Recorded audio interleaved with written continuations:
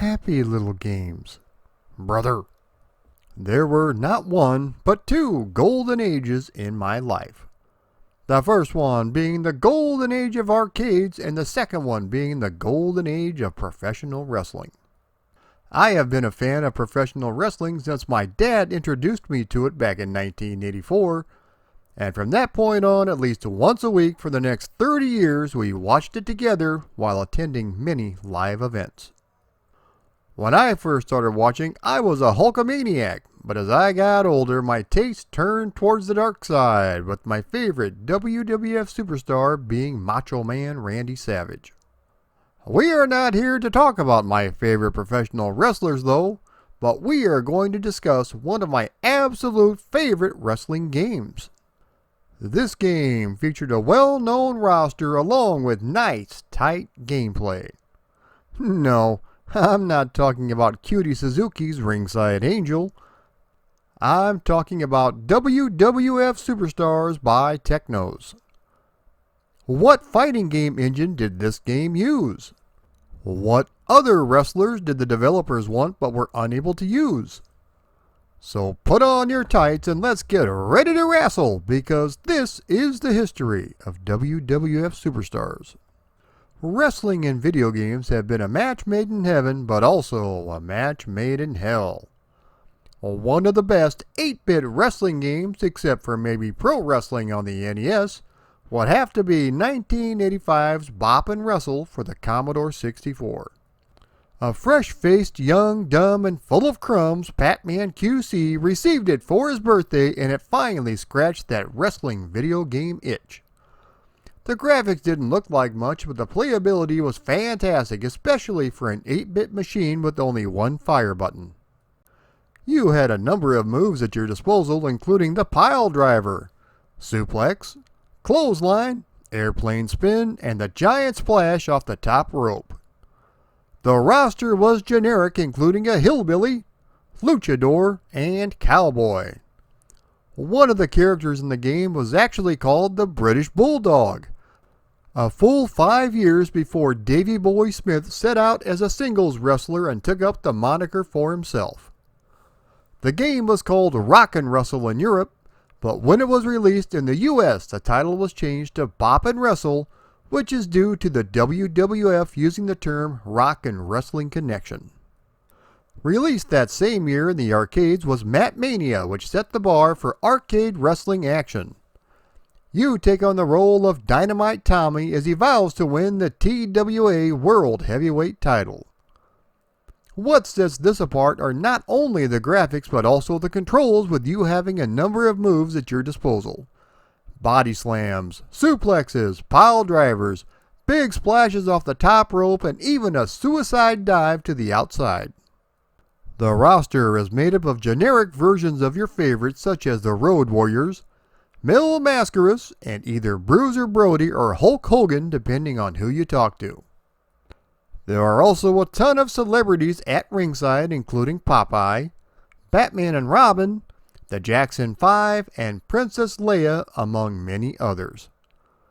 For a full list, check out my History of Mania video I recorded a while back. Yoshihisa Kishimoto, who had just finished work on Double Dragon 2, had consulted on this title but had bigger ideas on what would make a great wrestling game. To him, the essence of wrestling entertainment was in the tag team matches, so he wanted to bring that to his next game, allowing two players to play together. One other missing ingredient was a license, and at the time the WWF was the biggest name in the world. Because the game was developed in conjunction with Technos Japan's other beat-em-up, the Combat Tribes, the team was pressed for time, so they decided to use the Double Dragon 2 engine for this game. Something else that was done to save on time was the use of a modified sprite of Abore from Double Dragon 2 for Andre the Giant. Ted DiBiase and Hacksaw Jim Duggan both used the same sprite, only with different coloring, again to save on time. This game was going to be everything that a WWF wrestling fan and a video game junkie would want, which included fast gameplay and all the glitz and glamour of a TV show. Initially, There were going to be 10 wrestlers in the game, which included the tag team known as the Megabucks. This consisted of Million Dollar Man, Ted DiBiase, and Andre the Giant. Due to the time constraints though, they had to cut the roster back to 8, which meant ravishing Rick Rude and Brutus the Barber Beefcake did not make the cut. WWF Superstars was released in the arcades by Technos in 1989. The game was based on the weekly TV show of the same name and featured 2-player tag team action. You and a partner have to climb the ranks of the WWF and attempt to win the tag team championship. There are 3 modes of play available. 1 player versus the computer, 2 players versus the computer, and finally 1 player versus 2 player, or playa versus playa, as Teddy Long would say. The roster includes Hulk Hogan,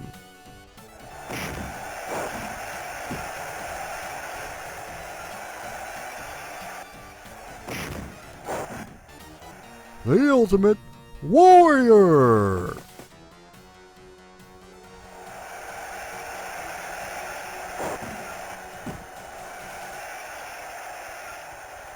Macho Man Randy Savage,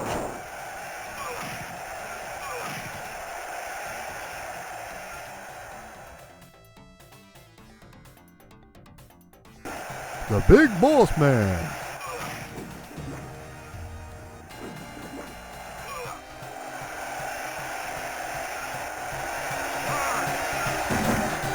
Hacksaw Jim Duggan,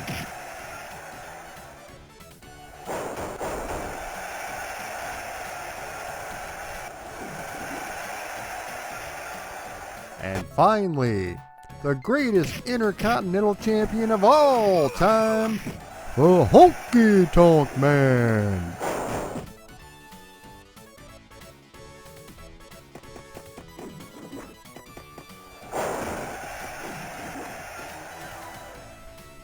As I mentioned, the tag team champions are the Megabucks, which consisted of Andre the Giant and Million Dollar Man Ted DiBiase. It was indeed possible to recreate the Megabucks versus the Mega Powers main event from SummerSlam 1988.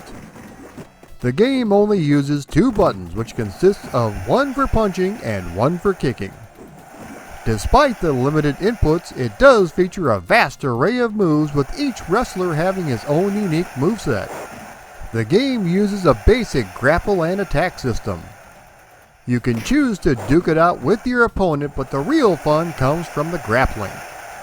Once you enter a grapple, you can either Irish whip your opponent into the ropes or grab them with a headlock and perform 2 character-specific moves. As I mentioned, each character does have an attack system which consists of punches and kicks. After Irish whipping your opponent into the ropes, you can either backdrop them or run at them by pressing both buttons together, which allows for a clothesline, running knee, or drop kick depending on the character. It is possible to climb the top rope and unleash even further punishment. Some wrestlers are required to do this to perform their finishing moves, such as Randy Savage's elbow drop. There are also counter moves you can do from a grapple as well. Each wrestler has 10 unique moves along with the signature and finishing move. The Big Boss Man has his Boss Man Slam. Hulk Hogan can perform a standing leg drop. The Ultimate Warrior has his Gorilla Press. Honky Tonk Man has the Shake, Rattle and Roll, etc. Most of the movesets are accurate to their real-life counterparts, but I have to question some, such as Hulk Hogan having a dropkick off the top rope. At my age, my feet don't leave the ground. The wrestlers were each programmed with their own unique AI. It's possible to either throw your opponent outside the ring or just roll out towards the bottom and inflict even more damage at ringside. Your moveset is limited to just a body slam and Irish whip into the guardrail while outside though. You can also do running attacks as well. You have to make a back end before the count of 20, otherwise the game is over. Traditional American professional wrestling rules only allow for a count of 10 on the outside or the wrestler is counted out. There could be a couple of reasons for the change. The first one being that traditional Japanese professional wrestling allowed for a count of 20, and as this game was developed in Japan, this seems like the most logical one. Another reason could be that the developers just wanted the players to have more time on the outside of the ring to change up the action a bit. If you've taken enough punishment, you can make the hot tag, allowing your fresh partner into the match. If your inner heel starts to take over, it is possible to double team your opponent. Every one of the wrestlers have a taunt that are sometimes tied to their finishing move and other times just happen without warning. Honky Tonk Man does a little dance, the Hulkster cups his ear to the crowd, and the Ultimate Warrior will beat his chest. I seem to recall Randy Savage doing his taunt from the top rope when I was a kid, but try as I might, and after recording a few hours of footage, it never happened. The storyline is set up like a series of TV tapings proudly announcing that you are either live in New York or Tokyo. Before the first bout, your tag team comes to the ring riding in the same carts from Wrestlemania 3. A nice little touch, which is only on screen for literally 2 seconds, is that some wrestlers will have entrance attire such as Macho Man in his robe and sunglasses, Ted DiBiase in his jacket, Big Boss Man with his nightstick wearing sunglasses, and Honky Tonk Man in his jumpsuit. This was not the first WWF game to include entrances in the TV-style presentation. That distinction belongs to WWF Micro League Wrestling, which was the first licensed WWF game, which I've also done a video on if you want to check it out. Another nice little touch is that for each match, certain wrestlers will have different colored attire, making it look like separate TV episodes. After you lay the smackdown, you can attempt to go for the pin. The first couple times, the wrestler you are not fighting may come in and attempt to break up the pinfall. Your tag team partner will also enter the ring to attempt to stop him. Another cool feature is that certain wrestlers have a unique pin, such as Big Boss Man using the one-handed pin, Ultimate Warrior using 2 hands while flexing, etc. If you make it through all 3 matches, you are shown a cutscene where Mean Gene Okerlund interviews the Megabucks, complete with wrestling superstar Virgil counting money. They are declaring themselves challengers to your World Championship belt. No one can beat Megabucks. I'll put you to sleep with my $1 million dream. The original plan was for Ted DiBiase, Andre the Giant, and Mean Gene to record dialogue for this scene. But for whatever reason, plans were changed and instead one of Technos America's employees were used. The same situation happened with the Legion of Doom and WWF WrestleFest. Ted DiBiase is by far the best wrestler in the game with the biggest moveset, complete with $1 Million Dream finishing move. The most powerful is absolutely Andre the Giant. Do not attempt to go toe-to-toe with him because he will chop you down to size in no time. Most power moves don't work on Andre, although you can body slam him at certain points. Your wrestler will strain while doing this, which adds a nice little touch. To make things just a little bit more difficult, there are no foreign objects available in the title match against Andre and DiBiase. If you are able to defeat the Megabucks, you are shown a newspaper proclaiming you and your partner the new tag team champions. The lovely Miss Elizabeth is then shown congratulating you for winning the belts. I'm pleased to present you with this championship belt. After this, the action takes place in Tokyo, where you have to wrestle 3 more matches and then the Megabucks once more before the game finally ends. The first thing arcade goers noticed upon seeing this game for the first time were the fantastic graphics. The sprites are large and exceptionally detailed, from Big Boss Man's prison guard outfit, the stars on Macho Man's trunks, and the tassels on the Ultimate Warrior's arms. And believe it or not, They are so detailed you can even see some hair on Hulk Hogan's head. The turnbuckles even have the WWF logo just like the real ones. During each match, at the top of the screen, you can see giant portraits of each wrestler who are participating in the bout. The only good way to see these is to go to the top rope in the upper right-hand corner. The crowd detail is exceptional, and there is even a cameo by Billy Lee from Double Dragon fame if you look closely. The sound effects are nice with loud, impactful sounds, but before each match starts, the referee will loudly shout that it's time to get it on. The most important factor, though, is that the game is just downright fun to play. Since each wrestler has their own unique moveset, the replayability is very high. On certain emulators, you can enable a cheat to play as either Andre the Giant or Ted DiBiase. The cheats are not perfect though. For example, if you submit somebody as Andre, the game will crash or certain graphic glitches will occur. It's still fun to play as them though, considering the developers never gave us the option. There were no conversions of this game because Acclaim held the home rights for all WWF games, which meant we got some not so great titles such as Wrestlemania and Steel Cage Challenge. The closest we ever got was Wrestlemania, which was released by Ocean Software in 1990 for various home computers. The graphics looked very close to WWF Superstars, only with a different roster which included Mr. Perfect, the Mountie, and the Warlord, among others. It was also a single-player affair with nary a tag team in sight. You were only allowed to choose 3 wrestlers, including Hulk Hogan, Ultimate Warrior, and the British Bulldog. The controls are decent enough, but you literally only have one grapple move to perform. After the grapple is initiated, you waggle your joystick back and forth, and whoever does it the fastest gets to perform their one move. There are running attacks available, and you can go off the top rope, but that's pretty much it. I used to get my European gaming magazines and was very excited to see the advertisement for the game because it looked very similar to WWF Superstars. Rather than wait for the reviews to come in a couple of months later, I went ahead and purchased the game, which cost upwards of $50 or $60 back then. Talk about a disappointment.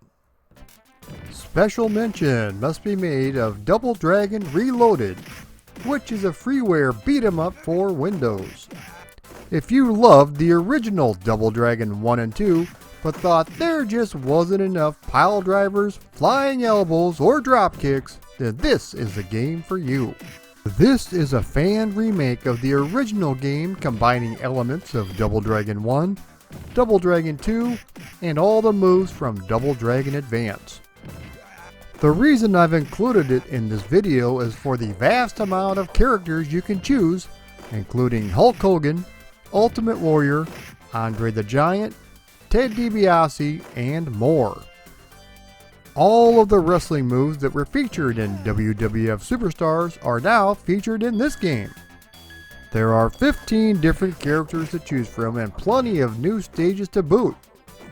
Since this was built from the ground up, a lot of the issues that plagued Double Dragon 1 have been taken care of, such as the slowdown. If you like beat-em-ups, be sure and download it and check it out.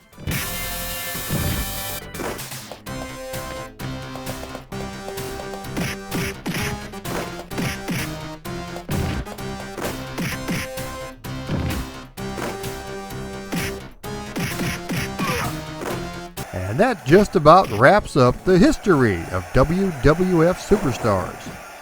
A lot of the limitations in this game would be rectified in WWF WrestleFest, but this game is still fantastic to play. It's unfortunate that we never had a home conversion, and I think the Super Nintendo or Genesis could have done a decent version. If you are a wrestling fan or a video game fan and have never had the chance to try this game out, be sure and give it a shot. You'll be glad you did. If you like this video, please be sure to like, share, subscribe, and comment. Also, if you'd like to support me on Patreon, please click the link below. Thank you so much for watching.